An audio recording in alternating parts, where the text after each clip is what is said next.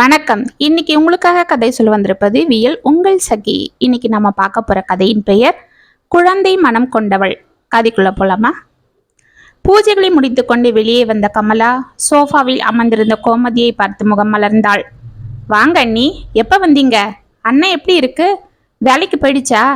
நித்யா கூட்டிட்டு வரலையா என்று கேட்டுக்கொண்டு அவள் அருகில் வந்தாள். எங்க அண்ணி, இன்னைக்கு ஞாயிற்றுக்கிழமை, காலேஜ் லீவ் இல்ல. ஃபோனில் ஃப்ரெண்ட்ஸுங்க கூட அரட்டை அடிச்சிட்டு இருப்பா. சரி, என் மருமகன் எங்க? அவனை பார்க்க தான் வந்தேன். இன்னைக்கு காலையில் பாயாசம் செஞ்சேன். என்ன விசேஷம் அண்ணி என்று அவள் அருகில் வந்து அமர்ந்தாள் கமலா. ஒன்றும் இல்லை, சும்மாதான். சரி, நம்ம அருணுக்கு பிடிக்குமேன்னு டப்பால ஊற்றி கொண்டாந்தேன். ஆமா, எங்க புள்ள என்று சுற்றி பார்த்தாள்.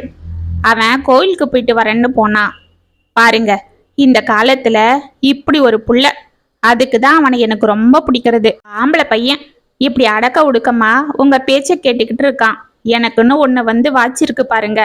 ஆம்பளை பையன் கணக்கா ஊரை சுத்துவா என்று அவள் கூறுவதை பார்த்து கமலா புன்னகை செய்தாள். அதுக்கு என்ன நீ, கல்யாணம் ஆனா எல்லாம் சரியாயிட போகுது. அதுக்கு தான் நானும் காத்துட்டு இருக்கிறேன். அவ படிப்பு முடியட்டும் நீ, என் மருமகளை கூட்டிட்டு வந்துடுறேன். அந்த தைரியத்துல தான் நானும் உங்க அண்ணனும் இருக்கோம். ஆமா, அண்ணன் எங்க? ஆளை காணோம். அவர் வீட்டில் இருந்தா எங்க இருப்பாருன்னு உங்களுக்கு தெரியாதா? தோட்டக்காரன் போல அந்த தோட்டத்துல செடிங்களை வைக்கிறதும் அதுங்களுக்கு தண்ணி ஊத்துறதுன்னு என்று கமலா கூறிக்கொண்டிருக்க, ஆமா, நான் அப்படி பாடுபட்டு வளர்க்கறதால தான் நீ பூஜைக்கு பூ எடுத்துக்கிற, தோ இப்படி தலைநறிய வச்சுட்டு சுத்துற என்று கூறிக்கொண்டு மேல் துண்டை எடுத்து முகத்தை துடைத்து கொண்டே உள்ளே வந்தார் ராமு. வாங்கண்ணா என்று எழுந்து கொண்டாள் கோமதி. பரவாயில்லம்மா, உக்காரு. ஆமா, நித்யா வரலையா? அந்த கழுதியை தான் கொண்டு போய் இந்த பாயாசத்தை கொடுத்துட்டு வாடின்னு சொன்னேன். அவ எங்க ஃப்ரெண்ட்ஸுங்க கூட அரட்டை அடிச்சிட்டு இருக்கா. அதுதான் நானே ஓடியாந்த. சரிம்மா விடு, சின்ன பொண்ணு தானே என்று அவர் கூறிக்கொண்டிருக்க வாசலில் ஏதோ சத்தம் கேட்டு மூவரும் எட்டி பார்த்தனர். கார் ஒன்று வாசலில் வந்து நிற்க அதிலிருந்து மாலையும் கழுத்துமாக பட்டு வெட்டி சட்டையில் அருண் இறங்கி கொண்டிருந்தான். அவன் பின்னால் கோவிலில் இருக்கும் அலங்கரித்த அம்மன் சிலை போல் ஒரு பெண் கழுத்தில் மாலையும் புது தாலியும் மின்ன இறங்கி கொண்டிருந்தாள். அவளை கையை பிடித்து அருண் அழைத்து கொண்டு வர அவர்களை பார்த்து மூவரும் அதிர்ந்து நின்றனர். அண்ணி, என்ன நீ? நம்ம அருண் கழுத்துல மாலையோட யாரோ ஒரு பொண்ணை கூட்டியாரம் போல இருக்கு. யார் அந்த பொண்ணு என்று கமலாவை அதிர்ந்து பார்த்தாள். அவள் வெறித்து அவர்களை பார்த்து கொண்டிருந்தாள்.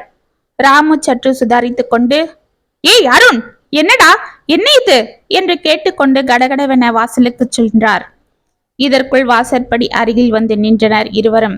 அந்த பெண்ணின் கைகள் தடதடவென நடுங்க அதை கெட்டியாக பிடித்து கொண்டிருந்தான் அருண். அப்பா, இவ பேரு சந்தியா, என்னோட வேலை பார்க்குற பொண்ணு. நாங்க ரொம்ப நாளா ஒருத்தருக்கொருத்தர் விரும்பிக்கிட்டு இருந்தோம். அடே நிறுத்துடா, பெத்தவங்க நாங்க இன்னும் உயிரோட தாண்டா இருக்கோம் என்று பொங்கி எழுந்தார் ராமு.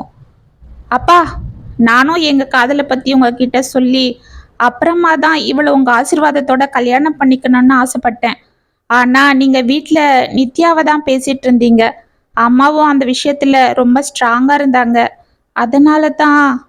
ஏய், உனக்கு எவ்வளவு நெஞ்செழுத்தம் இருந்தா என்று ராமு கத்த, மாமா தயவு செஞ்சு அவரை ஒன்னும் சொல்லிடாதீங்க. என்னாலதான் அவர் அவசரமா இந்த முடிவை எடுக்க வேண்டிய சூழ்நிலை ஏற்பட்டது. நான் தான் இதுக்கு காரணம். தயவு செஞ்சு என்ன தண்டிங்க, அவர் ஒன்னும் சொல்லாதீங்க பிளீஸ் என கையை எடுத்து வணங்கி கதறினாள் அந்த பெண். ஓங்கிய கையை கீழே போட்டுவிட்டு அவளை உற்று பார்த்து கொண்டு அமைதியாக நின்றார் ராமு. அந்த பெண்ணின் பேச்சு, அவளது பயந்த சுபாவம், தன் கணவனை விட்டு கொடுக்காத மனம், இவை அனைத்தும் அவர் மனதை சற்று அசைத்தது. சற்று நிமிர்ந்து சுற்றி பார்த்தார்.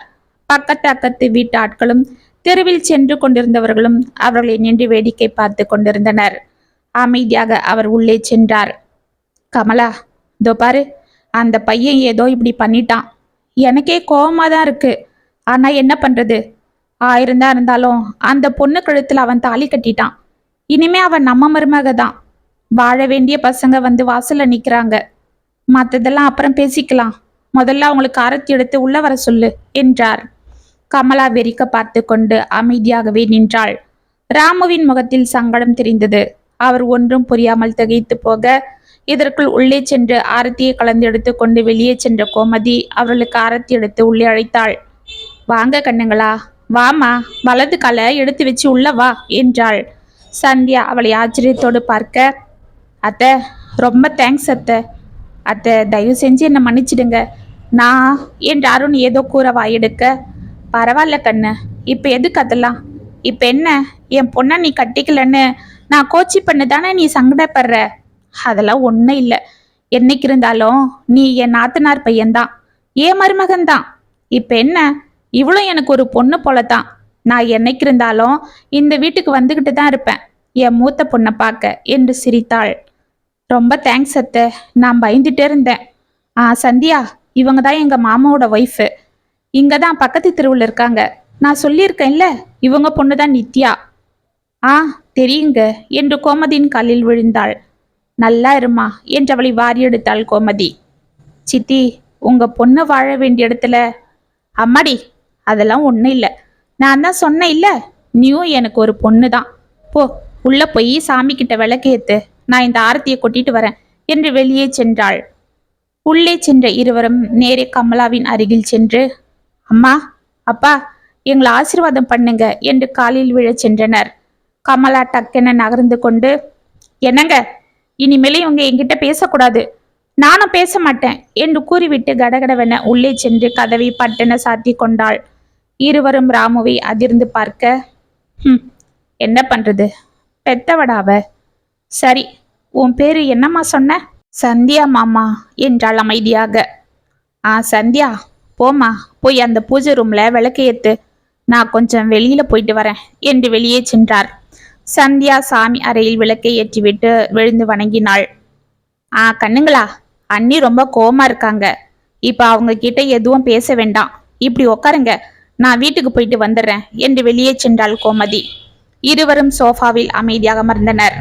பயந்து நடுங்கி போய் இருந்த சந்தியாவின் கையை பிடித்து கொண்ட அருண், என்னம்மா, பயமா இருக்கா என்றான். ஆமாங்க என்று மெல்லமாக தலையை ஆட்டினாள். இதோ பாரு, எங்க அம்மா ரொம்ப நல்லவங்க, ஆனா டக்குன்னு அவங்களுக்கு கோபம் வந்துடும். எந்த அளவுக்கு அவங்க ஒருத்தர் மேல பாசம் வைக்கிறாங்களோ அந்த அளவுக்கு அவங்க எதனா தப்பு பண்ணிட்டா அதை தாங்கிக்க மாட்டாங்க. அதுதான் இப்படி நடந்துக்கிறாங்க. போக போக உன்னை பத்தி புரிஞ்சுக்கிட்டா அவங்க உன்னை ஏத்துப்பாங்க. அது எவ்வளவு சீக்கிரம் நடக்குது என்றது உன் கையில தான் இருக்கு என்றான்.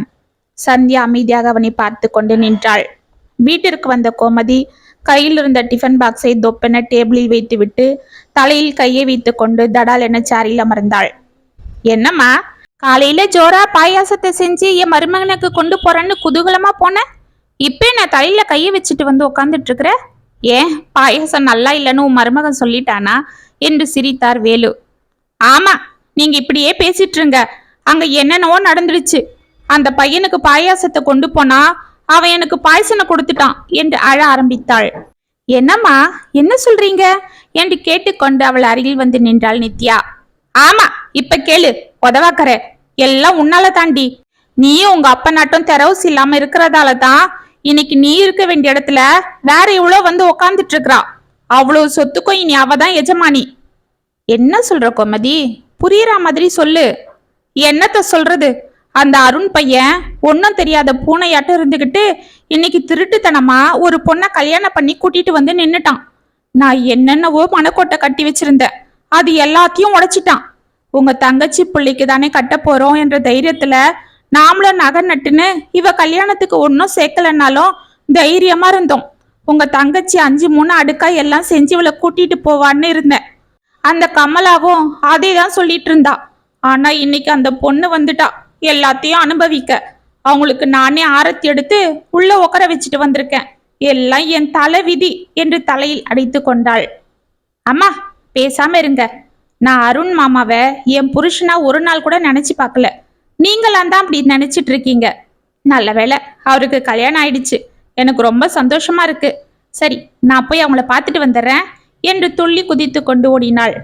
போடி, போய் அப்படியே உன் கையால அவங்களுக்கு பாலும் பழமா கொடுத்துட்டு வா. எனக்குன்னு வந்து வாச்சுது பாரு, கட்டின வந்தா சரியில்லை, வயிற்றுல பிறந்ததும் அதுக்கு மேல இருக்கு. சரி விடு கோமதி, இன்னாருக்கு இன்னாருன்னு அந்த ஆண்டவன் அவங்கவுங்க தலையில எழுதியிருப்பாரு. நீ தலைக்கீழ நின்னாலும் அதுதான் நடக்கும். சரி, நான் வேலைக்கு போயிட்டு வரேன். இன்னைக்கு முதலாளி வர சொல்லியிருக்காரு. போயிட்டு வந்து சாயங்காலமா போய் அந்த பசங்களை பார்த்துட்டு வருவோம் என்று கிளம்பி சென்றார். ஆமா, போய் அப்படியே நீங்க வேலை பார்க்குற கடையில இருந்தே நகையை வாங்கி வந்து அவங்களுக்கு கொடுங்க பரிசா என்று முகத்தை திருப்பி கொண்டாள். அவளை பார்த்து சிரித்து விட்டு, உன்னை திருத்தவே முடியாது என்று தலையில் அடித்து கொண்டு வெளியே சென்றார் வேலு. நானும் பார்க்குறேன் அந்த பொண்ணு இங்க எப்படி வாழ்ந்துடுறான்னு. என்னைக்கு இருந்தாலும் என் பொண்ணு தான் அந்த வீட்டுக்கு மருமகளா போகணும். அது வரை நான் ஓய மாட்டேன் என்று மனதிற்குள் சபதம் போட்டு கொண்டாள். அத்தை என்று அழைத்து கொண்டு உள்ளே சென்ற நித்யா உள்ளே அமைதியாக இருப்பதை பார்த்து, என்னது இது, யாரையும் காணோம், அத்தை எங்க, ரூம்ல இருக்காங்களா என்று கமலாவின் அறைக்கு சென்றாள். அங்கே கமலா அழுது கொண்டே படுத்திருக்க நித்யாவை பார்த்ததும் அமைதியாக எழுந்து கொண்டாள். அத்தை என்ன இது, ஏன் அழுதுட்டு இருக்கீங்க என்று அவளிடம் ஓடினாள் நித்யா. நித்யா, என் கண்ணு, என்னை மன்னிச்சிடுமா. உன் மாமா இப்படி நம்ம எல்லாரையும் ஏமாத்திடுவான்னு நான் நினைக்கல. என் மனசுல என்னென்னவோ கோட்டை கட்டி வச்சிருந்தேன். அத்தை என்ன இது, நாம என்னதான் கோட்டை கட்டியிருந்தாலும் கடவுள் ஒரு கோட்டை கட்டியிருப்பாரு. அது போலதான் எல்லாம் நடக்கும். எனக்கு இதுல ஒன்றும் வருத்தம் இல்லை. நித்யா, அத்தை பேசாம இருங்க. ஆமா, எங்க மாமாவும் அக்காவும், நான் அவங்கள பார்க்கணும். எனக்கு தெரியாது, அவங்கள பத்தி என்கிட்ட கேட்காத என்று முகத்தை சுருக்கினாள் கமலா. சரி, நானே போய் பார்க்கறேன் என்று வெளியே வந்த நித்யா கடகடவென அருணின் அறைக்கு சென்று லேசாக கதவை தட்டினாள். மாமா மாமா என்று அவள் அழைத்ததும், கதவு திறந்துதான் இருக்கு, உள்ளவா நித்யா என்று குரல் கொடுத்தான் அருண். நித்யா உள்ளே செல்ல அங்கு கட்டிலில் அமைதியாக அமர்ந்திருந்த சந்தியாவை பார்த்து, மாமா இவங்க தான் நீ கல்யாணம் பண்ணிட்டு வந்தவங்களா? பா, ரொம்ப அழகா இருக்காங்களே. ஆமா அக்கா, உங்க பேர் என்ன என்று அவள் கைகளை பிடித்து கொண்டாள். அவளை ஆச்சரியத்தோடு பார்த்து கொண்டே சந்தியா என்றாள். வாவ், சூப்பர், என் பேர் நித்யா. மாமா உன் செலக்ஷன் சூப்பர் என்று அவனை லேசாக அடித்தாள். ஏய் வாலு என்று அவள் கைகளை பிடித்து கொண்ட அருண், சந்தியா நான் சொல்லல, எங்க மாமா பொண்ணு ஒரு வால் எங்க வீட்டுல இருக்குன்னு, அந்த குரங்கு இதுதான். வால் ஒண்ணுதான் இதுக்கு இல்ல, மற்றபடி சேஷ்டை எல்லாம் அது போலதான் இருக்கும் என்று சிரித்தான். சந்தியா லேசாக புன்னகை செய்தாள். பாத்தீங்களா அக்கா இந்த லூச, பாவம் அக்கா, நீங்க இந்த பைத்தியம் கிட்ட மாட்டிக்கிட்டீங்க. ஆனா நான் தப்பிச்சிட்டேன். இப்ப எனக்கு எவ்வளவு சந்தோஷமா இருக்கு தெரியுமா என்றாள். எதுக்கு என்று சந்தியா அவளை பார்க்க, எங்க இந்த வீட்டு பெருசுங்கெல்லாம் சேர்ந்து என் தலையில் இதை கட்டிடுவாங்களோன்னு நான் பயந்துட்டு இருந்தேன். ஆனா இந்த லூசு என்னை காப்பாத்திடுச்சு.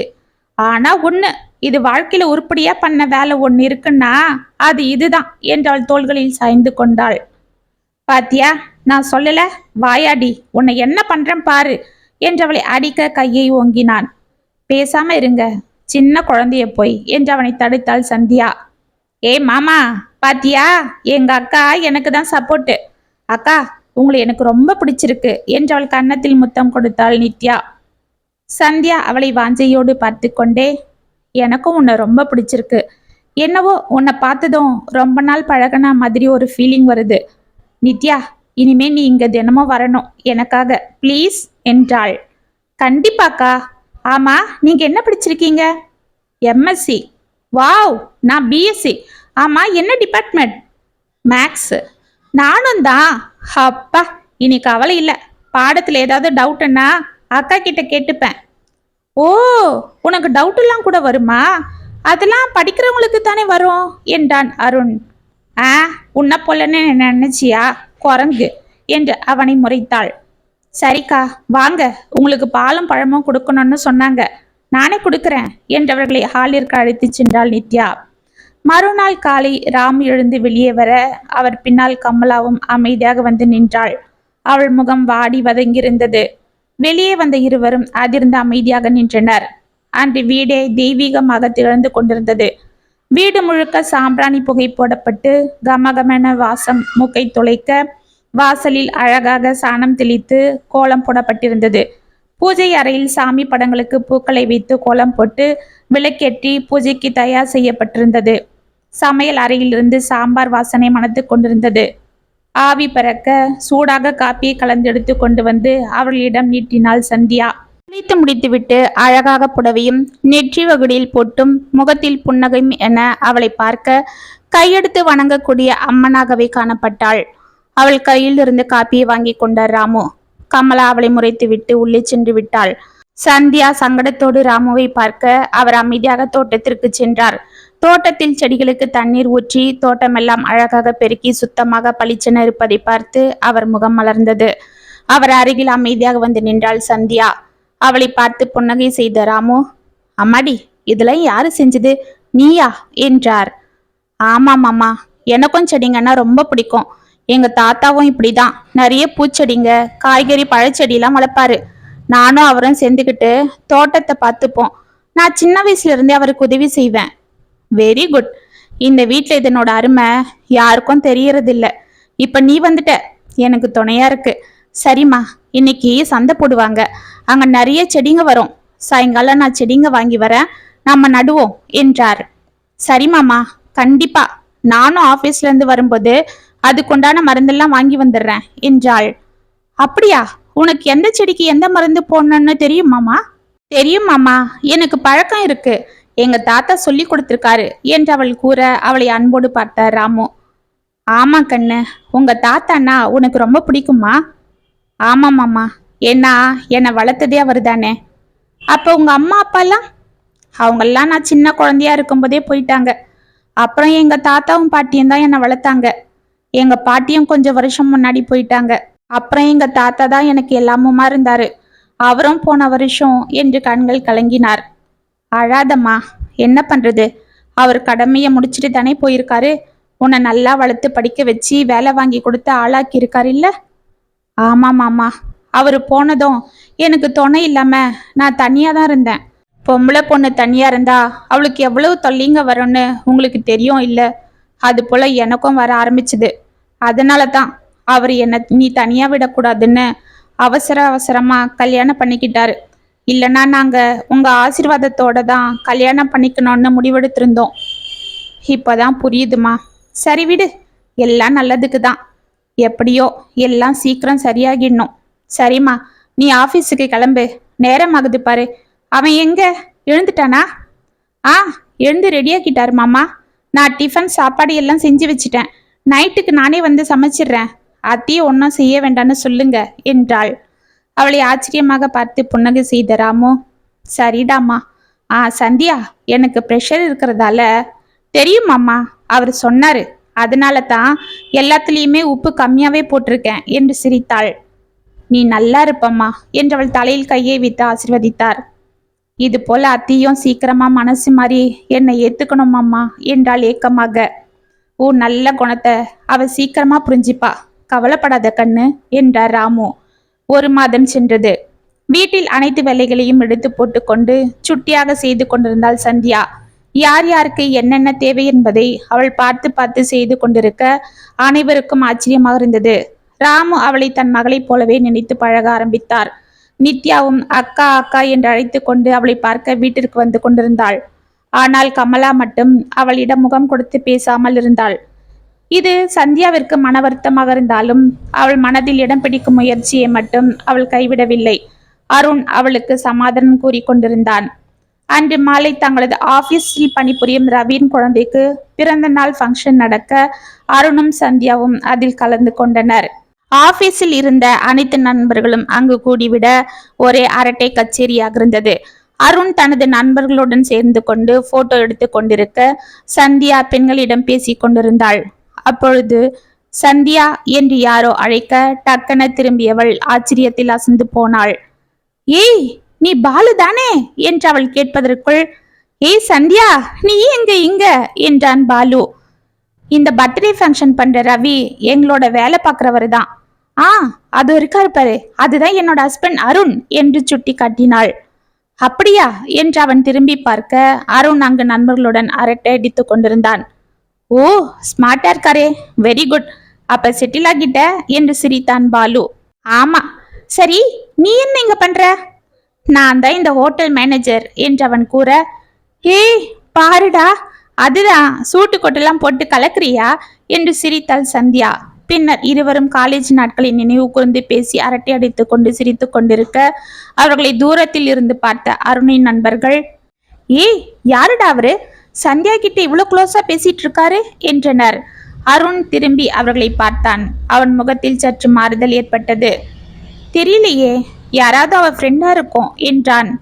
என்னடா, சந்தியா நம்ம கூட தான் வேலை பார்க்கறாங்க. நம்ம ஆபீஸ்ல இருக்கிறவங்க எல்லாம் இங்க தான் இருக்கோம். ஆனா இவர் புதுசா இல்ல இருக்காரு என்றான் சுரேஷ். ஏய், என்னடா, யாராவது காலேஜ் ஃப்ரெண்டா கூட இருக்கலாம். எதுக்குடா இப்ப என்றான் கோபி. பாத்துடா அருண், ஆபீஸ்ல யாருக்கும் கிடைக்காத அதிர்ஷ்டம் உனக்கு கிடைச்சிருக்கு. அத வேற யாராவது தட்டி பறிச்சுட்டு போயிட போறான். அந்த ஆளை வேற பார்த்தா ஸ்மார்ட்டா இருக்கான். பார்த்து பத்திரமா இருந்துக்கோ.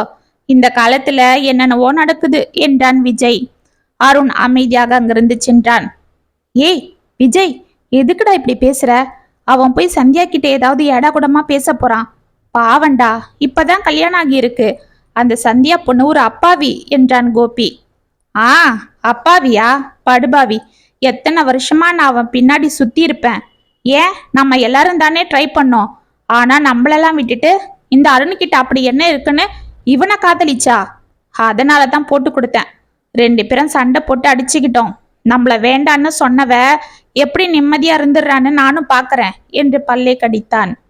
முகத்தை உம்மென்று வைத்து கொண்டு அங்கு சென்ற அருண், சத்யா வா போலாம், டைம் ஆகுது என்றான். அப்பொழுதுதான் அவனை பார்த்த சந்தியா டக்குன்னு எழுந்து கொண்டு, என்னங்க, இவர் பேரு பாலு. இவர் என்னோட காலேஜ்ல படிச்சவரு. இங்கதான் மேனேஜரா இருக்காராம் என்று அவள் பாலுவை அவனுக்கு அறிமுகம் செய்ய, ஹாய் என்று அவனுக்கு பாலு கை கொடுத்தான். அவனை அருவருப்பாக பார்த்த அருண் லேசாக தலையை ஆட்டிவிட்டு, சந்தியா டைம் ஆகுது, வா போலாம் என்று கடகடவென வெளியே நடந்தான். சந்தியாவிற்கு தர்ம சங்கடம் ஆகியது. ஓகே பாலு, நான் கிளம்புறேன். பாலு, தப்பா எடுத்துக்காத அவருக்கு என்று அவள் தயங்க. ஏய், என்ன இது? அதெல்லாம் ஒன்னும் இல்லை, நீ கிளம்பு, பாரு அவர் வெயிட் பண்றாரு என்றான் பாலு சிரித்து கொண்டு. அவள் கடகடவென வெளியே வந்து காரில் ஏறிக்கொள்ள கார் விற்றென பறந்தது. அருண் அமைதியாகவே வந்தான். அவன் முகம் கோபத்தில் கொதித்து கொண்டிருந்தது. என்னங்க, என்ன இது? என் ஃப்ரெண்டு பாலுவை உங்களுக்கு அறிமுகப்படுத்தினா நீங்க ஏன் அப்படி அவனை இன்சல்ட் பண்றா போல நடந்துக்கிட்டீங்க என்றாள். என்ன உன் ஃப்ரெண்டை இன்சல்ட் பண்ணிட்டேன்? ஆமா, கல்யாணம் ஆன பொண்ணு நீ. உனக்கு என்ன ஆம்பளை ஃப்ரெண்ட்ஷிப் வேண்டி இருக்கு? ஒரு புருஷன் கிட்டே அவனை என் ஃப்ரெண்டுன்னு சொல்ற? இந்த பாரு, இனிமே இப்படி ஆம்பளைங்க கூட ஈன்னு இழிச்சிட்டு பேசிட்டு இருந்த அவ்வளவுதான், பாத்துக்க. எனக்கு இதெல்லாம் பிடிக்காது என்றான். சந்தியா அமைதியாக அவனை பார்த்து கொண்டிருந்தாள். மறுநாள் காலை, அக்கா அக்கா என்று யாரோ அழைக்க ஆபீஸிற்கு கிளம்பி கொண்டிருந்த அருண் வெளியே வந்து எட்டி பார்த்தான். அயன் செய்த துணிகளை வைத்துக்கொண்டு ஒரு இளைஞன் நின்றிருந்தான். என்ன இளங்கோ, நீதானா? ஆமா, என்ன இது புதுசா? எப்பவும் துணிகளை அயன் பண்ணி எடுத்துட்டு வந்தா அண்ணா அண்ணான்னு தானே கூப்பிடுவ. இப்ப என்ன புதுசா அக்கான்னு கூப்பிடுற? அதுவா, அப்பெல்லாம் நீங்க தான் துணியை வாங்கி வைப்பீங்க. இப்ப அக்கா தானே துணி போடவும் வாங்கவும் செய்யறாங்க. அதுதான். அது மட்டும் இல்ல, அக்கா போன வட்டி வந்திருந்தப்ப எனக்கு பணம் கொடுத்து புது சட்டியை வாங்கிக்க சொன்னாங்க. அப்படியா? ஆமாண்ணா, அதுதான் வாங்கினேன். அது அக்கா கிட்ட காட்டலான்னு வந்தேன் என்றான் மகிழ்ச்சியாக. அருண் அவனை முறைத்து கொண்டு நின்றான். என்னண்ணா அப்படி பாக்குறீங்க? நல்லா இருக்கா? நல்லாதான் இருக்கு என்று உள்ளே சென்ற அருண், ஏய் சந்தியா, உன்னை பார்க்க அந்த லாண்ட்ரி பையன் வந்திருக்கான் பாரு. உன்கிட்ட தான் துணியை கொடுப்பானா, போய் வாங்கிக்க என்று கடுகடுவென கூறிவிட்டு உள்ளே சென்றான். சந்தியா அமைதியாக அவனை பார்த்து கொண்டே வெளியே சென்றாள். ராமு இதை கவனித்துக் கொண்டிருந்தார். 1 வாரம் சென்றது. இப்பொழுதெல்லாம் அருண் சந்தியாவிடம் சரியாக பேசாமல் இருக்க அவளாக சென்று பேசினாலும் அவளை எரிந்து விழுந்து கொண்டிருந்தான். எப்பொழுதும் தனது காரில் சந்தியாவை அவன் ஆபீஸிற்கு அழைத்து சென்று கொண்டிருக்க இப்பொழுதெல்லாம் அவளை பஸ்ஸில் செல்லும்படி கூறிவிட்டு தனியாகவே ஆபீஸிற்கு சென்று கொண்டிருந்தான். அவள் சாப்பாடு பரிமாற வந்தால் வேண்டாம் என்று கூறிவிட்டு அவனை பரிமாறி கொண்டு சாப்பிட்டு கொண்டு அவளிடம் இருந்து விலகியிருந்தான். இதனால் சந்தியா மிகவும் வருந்தி கொண்டிருந்தாள். ஆனால் யாரிடமும் அவள் எதுவும் காட்டிக் கொள்வதில்லை. அன்று அருண் தோட்டத்தில் தனியாக அமர்ந்து கொண்டு ஏதோ யோசித்து கொண்டிருக்க, அருண் கண்ணு என்று அழைத்து கொண்டு அங்கு வந்தாள் கோமதி. அவளை பார்த்து அமைதியாக, வாங்க அத்தை என்று அழைத்து விட்டு தலையை குனிந்து கொண்டான். என்ன கண்ணு, ஏன் டல்லா இருக்கிற? உடம்பு ஏதாவது முடியலையா என்று அவன் அருகில் வந்து அமர்ந்து கொண்டு அவனை உற்று பார்த்தாள் கோமதி. ஒன்னும் இல்லத்த, நான் நல்லாதான் இருக்கேன் என்று தலையை குனிந்து கொண்டே கூறினான். உன்னை பார்த்தா அப்படி தெரியலையேப்பா. எப்பவும் சுட்டியா சுறுசுறுப்பா இருப்ப. இப்ப நானும் ஒரு 10 நாளா பாக்குறேன், நீ முன்ன போல இல்ல. என்ன கண்ணு, எங்க மேல ஏதாவது கோவமா? அத்தை, அதெல்லாம் ஒன்றும் இல்லை. உங்க மேல நான் ஏன் கோவப்படணும்? மனசே சரியில்லை, அதுதான். என்ன கண்ணு, இதோ பாரு, மனசு சரியில்லைன்னா யார்கிட்டயாவது சொல்லி ஆத்திக்கணும். இல்ல, அது நோய் தான். உடம்பு சரியில்லைன்னா டாக்டர் கிட்ட போய் பார்க்குறோம் இல்ல, அது போல உடம்பு சரியில்லைன்னா யாராவது பெரியவங்க கிட்ட உன் மனசுல இருக்கிறதெல்லாம் கொட்டணும். ஆமா, அது உண்மைதான். ஆனா நான் யார்கிட்ட சொல்றது? அம்மா என்கிட்ட பேசுறதே இல்லை. அப்பா கிட்டேயும் நான் எப்படி என் மனசுல இருக்கிறத சொல்றதுன்னு தெரியல. சரி, அதை விடு. நானும் உனக்கு ஒரு அம்மா போலதான். உன்னை சின்ன குழந்தையில இருந்து பாக்குறேன். உன்னை பத்தி எனக்கு தெரியாதா? என்கிட்ட சொல்லு, எதுவா இருந்தாலும் சொல்லு கண்ணு. அத்தை, சந்தியாவோட நடவடிக்கை வர வர எனக்கு பிடிக்கல. கோமதிக்கு உள்ள மகிழ்ந்தது. ஆனால் அதை அவள் வெளியே காட்டி கொள்ளாமல், ஏன் கண்ணு, அந்த குழந்தைக்கு என்ன? நல்ல குணவதி. ஆமா, குணவதி. நானும் தான் அப்படி நினைச்சு ஏமாந்துட்டேன். ஏன் கண்ணு அப்படி சொல்ற? அத்தை, அவளோட நடவடிக்கை சரியில்லை. அவளுக்கு நிறைய ஆம்பளைங்களோட பழக்கம் இருக்கு. கண்டவங்க கூட பேசுறா, பழகுறா. வீட்டுக்கு காய்கறி விற்க வர்றவன், லாண்ட்ரிக்காரன், பால்காரன் எல்லாரும் அவகிட்ட தான் பேசுறாங்க, பழகுறாங்க. அவகிட்ட எல்லாம் உட்காந்து அவங்க கதையை கேட்டுட்டு இருக்கிறா. நேத்து இவ ஆபீஸுக்கு வரல. நான் ஆபீஸ்ல இருந்து ஏதோ ஒரு விஷயமா இவளுக்கு போன் பண்ணா போன் எங்கேஜா இருக்கு. போன்ல 1 மணி நேரமா யார் கூடவோ பேசிட்டு இருக்கிறா. வீட்டுக்கு வந்து கேட்டதுக்கு ஆபீஸ் விஷயமா மேனேஜர் பேசிட்டு இருந்தாருன்னு பொய் சொல்றா. எனக்கு என்னவோ மனசுக்கு சரின்னு படல என்றான். உன் மனசுலயே இப்படி தோணுச்சா? எனக்கு தான் தோணிச்சோன்னு நினைச்சேன் என்று பெருமூச்சு விட்டாள். என்னத்த சொல்றீங்க? கண்ணு, நான் சொல்றேன்னு தப்பா எடுத்துக்காத. இதை யார்கிட்டயும் சொல்லிக்காத. ஏதோ நீ இவ்வளவு தூரம் என்கிட்ட மனசை விட்டு பேசும்போது நாம இதை மறைக்கிறது தப்புன்னு தோணுது, அதுதான் சொல்றேன். என்னத்த சொல்லுங்க. கண்ணு, உன் பொண்டாட்டி அடிக்கடி ஒரு பையன் கூட மார்க்கெட்டு அங்க இங்கன்னு நின்னு பேசுறா. போன வாரம் நான் காய்கறி வாங்க போயிருந்தப்ப பார்த்தேன். அப்புறம் முந்தா நேத்தும் அதே இடத்துல பார்த்தேன். நீ வேணா இன்னைக்கு என் கூட வா. அவங்க அந்த பழனி கடைக்கிட்ட தான் நின்னு பேசுவாங்க. நான் வேணா காட்டுறேன் பாரு என்றாள். அருண் அதிர்ந்து தலையை ஆட்டினான். மறுநாள் மாலை பழனி கடையிடம் அருணும் கமலாவும் ஒளிந்து கொண்டிருக்க சந்தியா ஆபீஸில் இருந்து வந்து கொண்டிருந்தாள். அப்பொழுது ஒரு இளைஞன் அவள் அருகில் வந்து நின்றான். அவனை பார்த்ததும் முகமலர்ந்த சந்தியா அவனிடம் ஏதோ பேசிவிட்டு அவனுடன் அங்கிருந்த ஹோட்டலின் உள்ளே நுழைந்தாள். இதை பார்த்து அருணின் முகம் சிவந்தது. பாத்தியா தம்பி, நான் சொன்னது சரியா போச்சா? ஏதாவது தெரிஞ்ச பையனா இருந்தா வீட்டுக்கு வர வச்சு பேசலாம் இல்ல, இல்லைன்னா உன்கிட்ட சொல்லி அறிமுகம் செய்யலாம் இல்ல. ஆனா இப்படியா யாருக்கும் தெரியாம பேசுவாங்க? அதுவும் ஹோட்டலுக்குள்ள போய் அப்படி என்ன பேசுவாங்க? கல்யாணம் ஆன பொண்ணு இப்படி எவன் கூடவோ போனா 4 பேர் பார்த்தா நம்ம குடும்பமானவன் என்ன ஆறுது என்று கோமதி நீட்டி முழக்க அருண் அங்கிருந்து கடகடவென சென்றான். சந்தியா வீட்டிற்குள் நுழைந்ததும் சோஃபாவில் தலையை கையேவி அமர்ந்திருந்த அருண் டக்கனை எழுந்து நில்லு என்றான். சந்தியா அதிர்ந்து அவனை பார்க்க உள்ளிருந்து ராமு கடகடவென ஓடி வந்தார். அருகில் இருந்த கோமதி எழுந்து அமைதியாக அவளை முறைத்து கொண்டு நின்றாள். என்னங்க, என்ன இது? எதுக்கு? போது நிறுத்தடி, மானம் கெட்டவளே. மரியாதைய வெளியில போ. இனிமே உனக்கு இந்த வீட்டுல இடம் இல்ல. என்னங்க, நான் என்ன பண்ண? எதுக்கு இப்படி பேசுறீங்க? என்னடி ஒன்னும் தெரியாதது போல பேசுற? மானம் கெட்டவளே. எங்க அம்மா அப்பவே சொன்னது போல எங்க மாமா பொண்ண கல்யாணம் பண்ணிருந்தா இன்னைக்கு அவங்களாவது என்கிட்ட பேசிட்டு இருப்பாங்க. பாவி, உன்னை கூட்டிட்டு வந்ததால இப்ப அவங்களும் என்கிட்ட பேசுறது இல்ல. இப்படி ஒழுக்கம் கெட்ட உனக்காக நான் எங்க அம்மாவை பகைச்சுக்கிட்டதுதான் மிச்சம். என்னடா அருண், என்னென்னவோ பேசுற? என்னடா ஆச்சு? அந்த குழந்தையே அப்படி பேசுற என்று அலறினார் ராமு. அப்பா, இவ ஒரு ஒழுக்கம் கெட்டவ. என்னங்க, நான் என்ன தப்பு பண்ணேன்னு முதல்ல சொல்லுங்க, அப்புறமா என்ன திட்டுங்க, ஏன் அடிச்சு கூட கொல்லுங்க. ஆனா என் தப்பு என்னன்றத முதல்ல சொல்லுங்க என்று கதறினாள் சந்தியா. போது நிறுத்தடி, இப்படிலாம் அழுதா நீ நல்லவளாகிடுவியா? நேத்து உடம்பு சரியில்லைன்னு லீவ் போட்டுட்டு எவன் கூட பேசிட்டு இருந்த? நான் 1 மணி நேரமா ட்ரை பண்ணிட்டு இருக்கிறேன். என் காலை கட் பண்ற? என்னங்க, நான் தான் நேத்தே சொன்னனே, நம்ம மேனேஜர் ஷியாம் சார் கிட்ட தான் பேசிட்டு இருந்தேன். அவர் கான்ஃபரன்ஸ் காலில் போட்டிருந்தாரு. மீட்டிங்ல இருந்தோம், அதனால தான் நான் உங்க காலை கட் பண்ணேன். அப்புறம் நான் கூப்பிட்டேன், ஆனா நீங்க தான் எடுக்கல. ஆஹா, நீ நல்லவதான்.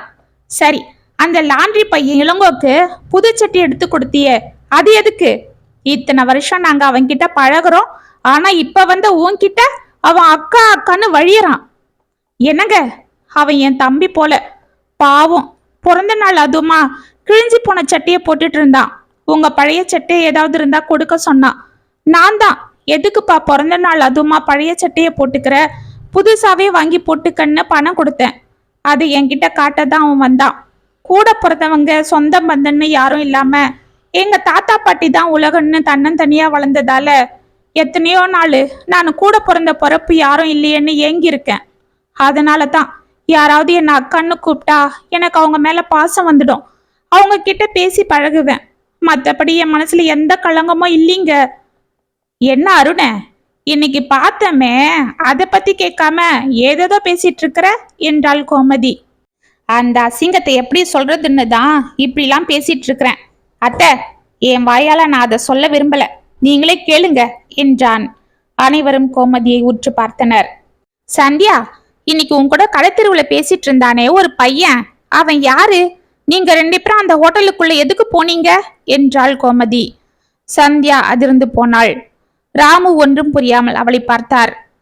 என்னங்க, அது என்று சந்தியா தடுமாற, என்னடி, என்னவோ இவ்வளவு நேரம் பத்தினி போல பேசினியே, இப்ப பேசுடி என்று அவளை அறைய கையை ஓங்கி கொண்டு சென்றான் அருண். அப்பொழுது உள்ளிருந்து ஓடி வந்த கமலா அவன் கைகளை பிடித்து தள்ளி கன்னத்தில் ஓங்கி அறைந்தாள். அனைவரும் அதிர்ந்து அவளை பார்த்தனர். அம்மா, என்ன இது? அந்த ஒழுக்கம் கெட்டவ பண்ண தப்புக்கு என்னைய அடிக்கிறீங்க என்று ஆவேசமாக அவளை பார்த்தான் அருண். யாரடா ஒழுக்கம் கெட்டவன்னு சொல்ற என்று மீண்டும் அவனை அறைந்தாள். கமலா, இருமா, அவன் அடிக்காத என்றார் ராமு. கோமதி அதிர்ந்து போனாள். பேசாம இருங்க, நானும் அப்ப இருந்து பார்த்துக்கிட்டு தான் இருக்கேன். இவன் பேச்சு எல்லையே மீறிட்டு தான் போயிட்டு இருக்கு. அது மட்டும் இல்ல, கொஞ்ச நாளா நீ அவகிட்ட பண்ற அட்டகாசத்தையும் நான் பார்த்துட்டு தான் இருக்கேன் என்றாள். அம்மா என்று அருண் ஏதோ கூற, வாய மூடு. அவளை பார்த்து உத்தமி அண்ணி கேட்டியே, நான் சொல்றேன் அதுக்கு பதிலு.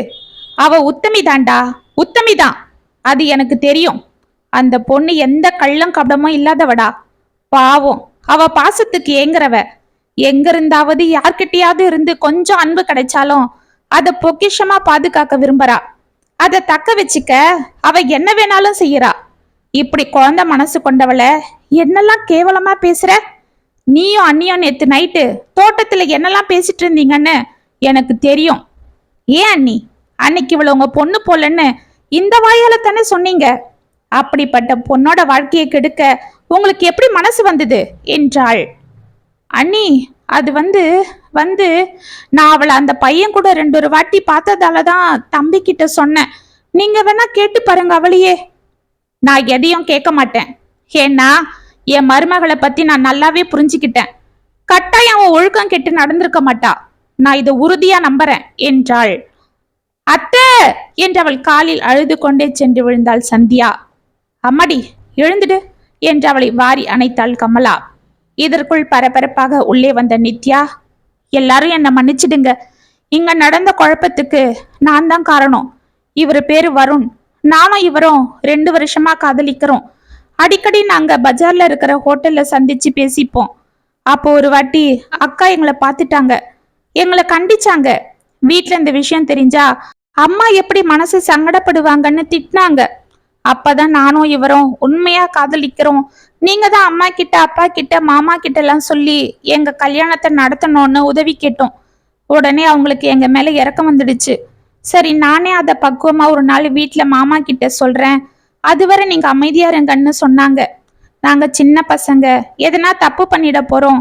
அதுவும் இல்லாம எங்களை யாராவது வெளியில பார்த்தா அப்புறம் அப்பாவுக்கு தான் அசிங்கன்னு அவங்களே வாரம் ஒரு நாள் எங்க கூட வந்து எங்களுக்கு சந்திச்சு பேச அனுமதி கொடுப்பாங்க. அப்படிதான் இன்னைக்கும் அவங்க எங்க கூட வந்தாங்க. அதை பார்த்துட்டு தான் நீங்க தப்பா நினைச்சிட்டீங்க. அக்கா ரொம்ப நல்லவங்க. மாமா, அவங்கள சந்தேகப்படாதீங்க. நான் இப்ப அக்காவை பார்க்க தான் வந்தேன், அதனாலதான் இதெல்லாம் தெரிஞ்சுது. உடனே இவரை போன் போட்டு வர வச்சிட்டேன் என்றாள். ஆமா அண்ணா, எங்களை மன்னிச்சிடுங்க என்றான் வருண். பாத்தீங்களா, இப்ப என்ன சொல்றீங்க என்றாள் கமலா கோமதியை பார்த்து. என்ன மன்னிச்சிடுங்க அண்ணி. சந்தியா, நீயும் என்ன மன்னிச்சிடுமா. என் பொண்ணு வாழ வேண்டிய இடத்துல நீ வந்துட்டு என்ன உன் வாழ்க்கைய கெடுக்க நான் நினைச்சேன். ஆனா நீ எங்க மானம் போயிடக்கூடாதுன்னு என் பொண்ண கூட பிறந்த பொறப்பா பாதுகாத்திருக்க. உன் காலில் விழுந்தாலும் நான் செஞ்ச பாவம் தீராது என்றவள் காலில் விழச் சென்றாள் கோமதி. அம்மா, என்ன இது? நான் உங்க மூத்த பொண்ணு போலன்னு அன்னைக்கு நீங்க தானே சொன்னீங்க. நீங்க பேச்சுக்கு அந்த வார்த்தையை சொன்னாலும் நான் உங்களை அப்படிதான் பாக்குறேன் என்றவளை வாரி கட்டி கொண்டாள் சந்தியா. என் தங்கம், இப்படி ஒரு குணவதிய நான் தப்பு சொல்லிட்டேனே என்று கலங்கினாள் கோமதி. சந்தியா, என்னை மன்னிச்சிடுமா. என் சந்தேக புத்தியாலையும் சொல் பேச்சு கேட்குற புத்தியாலையும் நான் உன்னை தப்பா நினைச்சிட்டேன். 2 வருஷமா நான் உன்னை காதலிச்சாலும் உன் குழந்தை மனசை புரிஞ்சுக்கல. ஆனா இந்த கொஞ்ச நாள்ல எங்க அம்மா உன்கிட்ட பேசலன்னாலும் உன்னை நல்லா புரிஞ்சுக்கிட்டாங்க என்றவள் கைகளை பிடித்து கொண்டான். அதுதான்டா தாய்மைக்கே உள்ள சக்தி என்றார் ராமு. அப்பாடா, எல்லாம் சரியாயிடுச்சு, இனிமே பிரச்சனை இல்லை என்று சிரித்தாள் நித்யா. என்னடி, என்ன பிரச்சனை இல்ல? காதல் பண்றியா? காதல் உன்ன என்று கோமதி அவளை அடிக்க கையோங்க.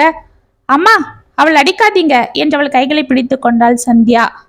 விடுமா, அவளுக்கு கொழுப்பு அதிகமாயிடுச்சு என்று கோமதி மீண்டும் அவளை அடிக்க செல்ல, அண்ணி பேசாம இருங்க.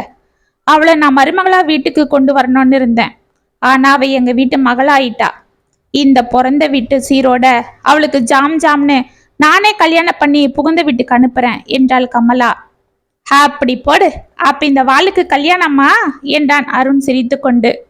ஆமா, இந்த கல்யாண வேலையெல்லாம் யார் பார்க்க போறா தெரியுமா? என் மருமக தான். அவ கையால தான் இந்த நல்ல காரியம் நடக்கணும் என்று சந்தியாவை வாரி அணைத்தாள் கமலா. ஒரு தாயின் அரவணைப்பில் அடைக்கலமானாள் அந்த குழந்தை மனமுடையவள். இத்துடன் குழந்தை மனம் கொண்டவள் கதை முற்றும். உங்களுக்கான எழுதின இந்த கதை உங்களுக்கு பிடிச்சிருந்தா கமெண்ட்ஸ்ல சொல்லுங்க, லைக் பண்ணுங்க, ஷேர் பண்ணுங்க, மறக்காம சப்ஸ்கிரைப் பண்ணிக்கோங்க. மீண்டும் நாளைக்கு வேற ஒரு சுவாரஸ்யமான கதையோட உங்களை சந்திக்கிறேன். அது வரைக்கும் நெப்பிலே இருங்க. இப்படிக்கு வியல் உங்கள் சகி.